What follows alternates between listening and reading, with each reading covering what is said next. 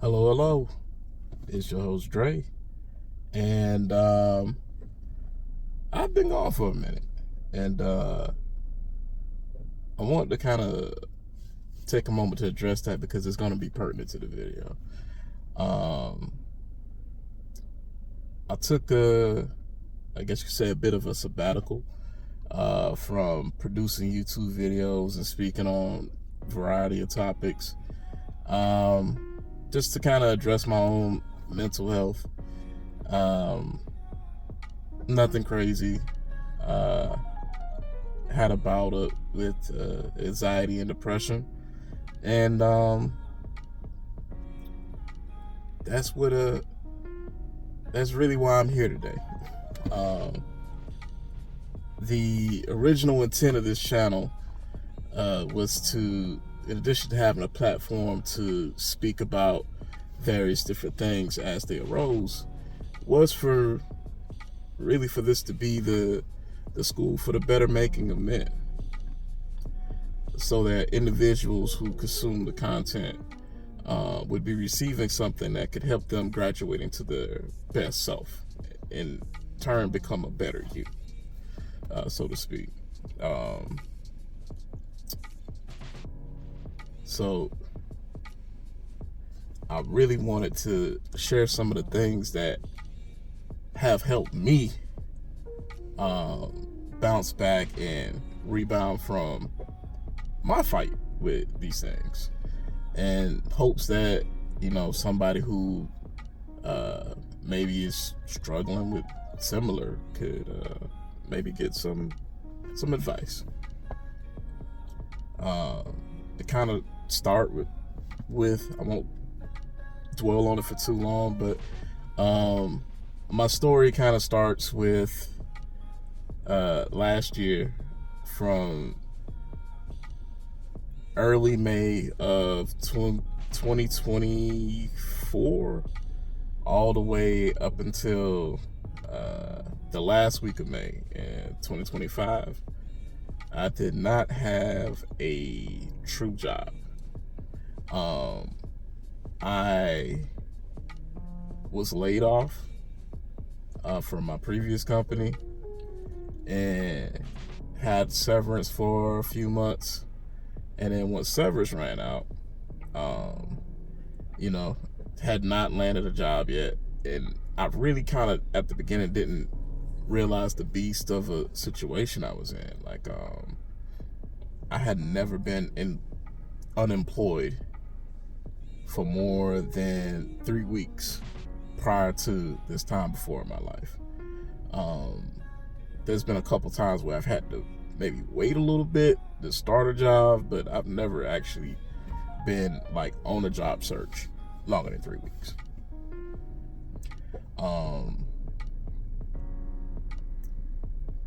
I submitted over 1,000 applications, had about 40 interviews, and ultimately landed a job through my network.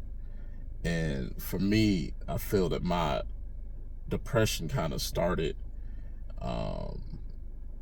long before I started fighting back with it, from those times doing DoorDash during that period, which was how I sustained myself and was able to kind of get ends close enough because they sure as hell didn't meet, for me to kind of tread water until I found something. What ended up happening was I was driving for, I'd say, about,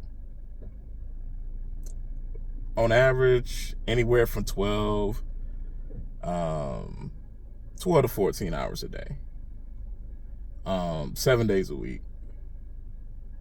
And it was very, very rare that I had any leisure activity or any sort during that time.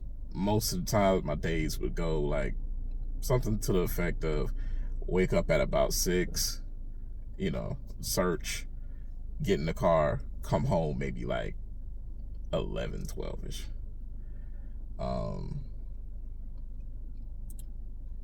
but yeah, I felt like because I was so busy at that time, um, I definitely began to feel that shift. I didn't feel valuable.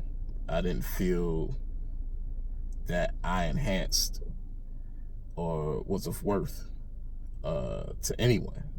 Um, and, you know, the job search and being ghosted and the parade of no's every time you hear your email chime, you know, it weighs on you. And there was some other personal things going on as well that, you know, it really contributed to bringing the mood down. And I was always thinking like, hey, once I'm through this, once I find a job, it'll be different. Uh, and in a lot of ways, it was or it has been. But what ultimately made me decide to start seeing a therapist about 3 months ago in October. Yeah, that's about 3 months ago. A little over 3 months ago, I guess. You could say in October was these feelings didn't necessarily fade, they more so metamorphosized into showing up in a new and different way. I felt that it contributed to some of the anxiety that I was having in the workplace. It was manifesting in different fears. And I felt so tired, so sapped of energy that there were days like I literally work, home, sleep. That was it. And, you know, that's where my journey took another step with me making the decision to go out to therapy. Ultimately, my perspective on it is this: if I break a bone, I want to see a doctor. If I have a mental roadblock or a mental trauma that I'm dealing with, I need to see a therapist, or I want to see a therapist. And that's not something that we should take lightly. I think finding a therapist that's right for you is something that, you know, it may take a little bit of time, and you should not be afraid to basically cut off a relationship with a therapist if it's not working for you, if you're not getting what you need. But to get back to the topic and kind of springboard into how I've been fighting things, uh, you know, when I saw my therapist, they initially diagnosed me with severe depression and anxiety, and it is today moderate anxiety, mild depression. So feel a whole lot better. Number one on my list is go see your physician. One of the things that was contributing to mine was my vitamin D levels were extremely low, and vitamin D deficiency can also contribute to depression, along with a lot of other health side effects. So, if you feel like you're tired all the time, if you feel like you're lagging, if you feel like you have no get up and go, if you just kind of low mood, it's not always just from a mental aspect, if that makes it, if you kind of get where I'm going. Sometimes there are physiological things going on with us in our environment which impacts our mental. And, you know, sometimes it is a simple fix where it's just like, hey, get on this vitamin regimen, get some more sunshine, get some more exercise, and boom, a couple months you're good. Sometimes it's not, but that's always a good place to start. And especially as Black men, like, we need to make sure that we're taking care of ourselves. And the next thing was staying connected. For me, it's probably not a stretch to say that I'm here because of people that give a fuck about me. And the thing about depression that can be difficult is sometimes your inner monologue is telling you all the things you ain't and who don't care about you, and so on and so forth. And the reality is, a lot of times, I ain't even gonna say a lot of times, it's a goddamn lie. We all have people that we're connected to, and somebody loves us, somebody cares about us, we're important to somebody. And we might not always feel like it at the time, but those people and staying connected, like, there's probably a couple people that you may have some regular or even semi-regular contact with.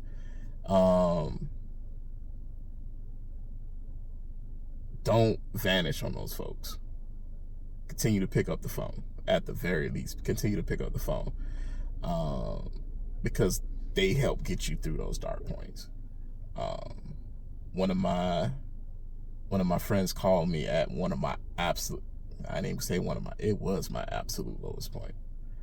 And I probably would not be here today if it was not for that divinely timed phone call. Next is, do not neglect personal care and grooming. I know this can be one that some folks might be a little bit subjective with, especially when you got kids or different obligations. Sometimes it might be, sometimes you might be wolfing whatnot, or just kind of going with certain things, but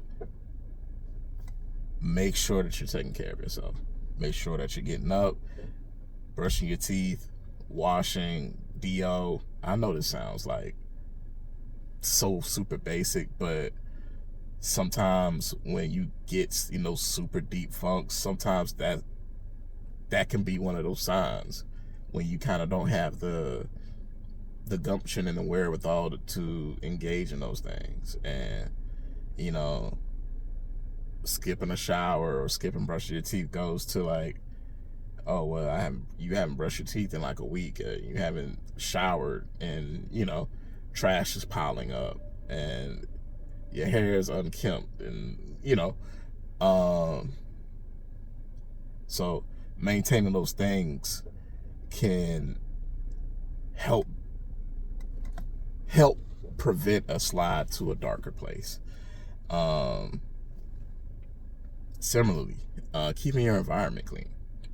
I know everybody's clean can be subject to interpretation a little bit, but you know what your normal is, and once things start piling up, trash, whatnot, like, keep your environment clean, both for your mental and for physical things, because sometimes bugs, different things got trash piling up, can become issues. So that's my my 2 cents there. Engage in activities that ground you. Find your sanctuary would be the next one.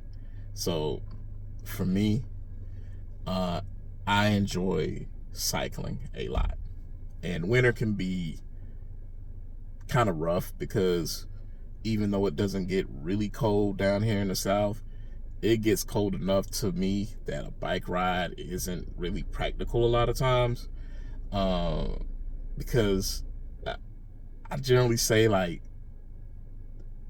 depending on conditions, when you're riding, it can feel like it's maybe 5 to 20 degrees colder than it actually is. It's kind of dependent on things, so like a nice balmy 80 actually feels pretty good. Like when you got a good speed going, especially if there's a light breeze or something, like it feels like, hey, it might feel like a 75, 72, which is like perfect.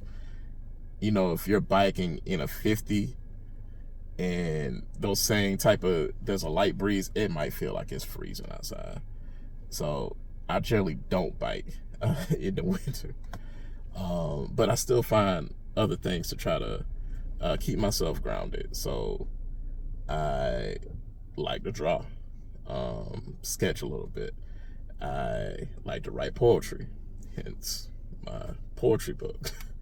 I like to kind of engage in my creative side, paint, so on and so forth.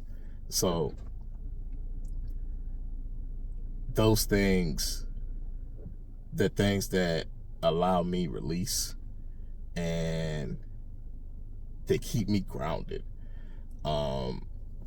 Not only that, but it might be it definitely is difficult to see, but even where I'm doing this video at right now, and I will just for a moment change things. I tend to visit, and these are kind of like my meditation spots. Generally, I'll come here when things is kind of chill. For whatever reason, people don't go outside, not a lot nowadays, but it's dusk, sunset. You could probably tell it in the video. And this is a lake, and the water level is really low right now. Like that collection of trees that's over there is normally not accessible. Like that normally is a little mini island, but the water's probably about 7-8 feet lower than normal.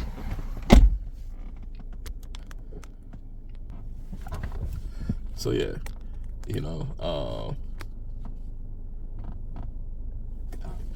yeah, find you a spot, find you somewhere where you can get away, you can relax. Sorry about that. It doesn't have to be necessarily outside or whatnot. If that's your thing, go for it. Some people, it might be the basketball court, it might be the gym, it could be any number of things. It might be the park. So and if you don't know what that is, and you're feeling really down, you're feeling really just in a funk, in a mood, in a melancholy, there's no time like now to start trying to explore and find these things for yourself. So my final thing would be this. Actually, hold on. Does this help? A little, I guess. So this would be my final thing. I'm going to put the National Suicide Prevention Hotline on screen when I edit this. But if you notice somebody and they're beginning to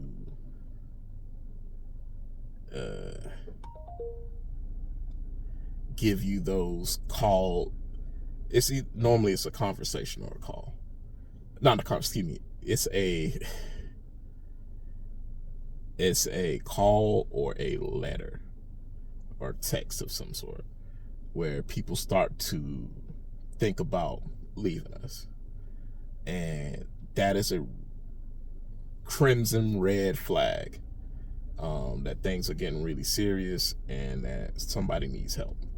So if you notice somebody and they're writing goodbye letters, they're speaking like they're not gonna be here, those are times where, you know, you might want to really seriously consider um, reaching out to others that person's connected to, and trying to come around them and be a fence, be a village for them, because they're in need of help. Not only that, but if you had the rapport to engage them, and it not become something toxic that could send them spiraling, um, engage them. Let them know that they, at the very least, let them know that they love. Let them know that they're appreciated, even if you can't or don't feel comfortable confronting, like, directly that aspect of things. Let them know that they loved and appreciated. Let them know that you really care, genuinely care. Let them know that they'll be missed. And as somebody who's been there, it's a weird kind of fusion that takes place sometimes. Like, my family is something that I love my family. They keep me grounded, especially my children. And I always want to make sure that I'm leaving something for them and doing right by them. One of the things that I found kind of weird as well, that kind of helped in a conversation I was having with a friend. The family thing can be hit or miss, but the things that we probably would say is a little bit more shallow can sometimes be really effective at getting somebody to back away from the ledge, so to speak. Because they and I were talking, and I had shared how I was feeling. They're one of the few people that actually knew. And they talked about how much they cared and family cared, and I was wrongly somewhat dismissive. And at the time, they brought up they brought up like, well, you're never gonna know how what the One Piece is and how it ends. And I was like, what? He was like, yeah, dude, you're never gonna know. He's like, you don't think that would irk you a little bit? And I was like, wow, I didn't think about that. And for those who don't know, One Piece is this really long running story. It's been going since 1996. This is 30 years. And it's still probably got another 4 or 5 in it, easy, before it's concluding. So it is an epic of a tale. And he started listing off different things, like, oh, you won't see this, oh, you wouldn't experience that. It's like, he's like, and I love you like a brother, and I want you to be with me. It's like, who I'm going to talk to, who would I talk to if you weren't around about these things? Who would I experience these things with if you weren't around? And he's like, yo, who's gonna come up with the crazy ass Buggy's gonna rule the One Piece world theory if it's not you? And that can be a little bit of a in as well sometimes, with if you're engaging somebody that is showing certain signs. But finally, I'll simply say this, like, if you're watching this, if you've somehow stumbled across one of these videos, and what I've said has resonated with you because you're going through and fighting through right now, and trying to push your way through. Know that you are loved. Know that you are valuable, first and foremost. And if you need any type of assistance, I'm going to leave the hotline down below in the description. But beyond that, even if you don't necessarily want to talk to those resources, hey, if you just need to talk to somebody, reach out, talk to me. I'm going to have my email down there as well. It's important to get some things out. And, I'm a certified life coach. Not necessarily a therapist, but I'm not a therapist, first and foremost. Not necessarily, but I'm not a therapist. But I have helped, and I have had those emotional conversations with some of the people I've worked with to try to help achieve their goals. My biggest thing is that I want you to get help. I want you to be here. I want you to be whole. I want you to be healthy. And that's my wish for you. That's my wish for everybody, really. But yeah, thank you if you've made it all the way through this, thank you for indulging my rambles. I'm going to try to post a little bit more consistently. I don't think I'm ever going to be like a religious weekly poster or something like that, but I'm going to try to get a video, at least one video every month, going forward. And, in the comments down below, hey, I believe that by sharing our experiences, our trials, our tribulations, that we help each other. So if you feel compelled to share your story about some of the things that you've overcome from an emotional standpoint, if you dealt with anxiety, dealt with depression, so on and so forth, or anything in that type of wheelhouse, share down below. It is definitely a space for engagement. And like I said, if you are in this type of situation, or you have a loved one that you feel concerned about, I'm going to leave the link to a couple resources in the description box down below. Peace, love, wish you well.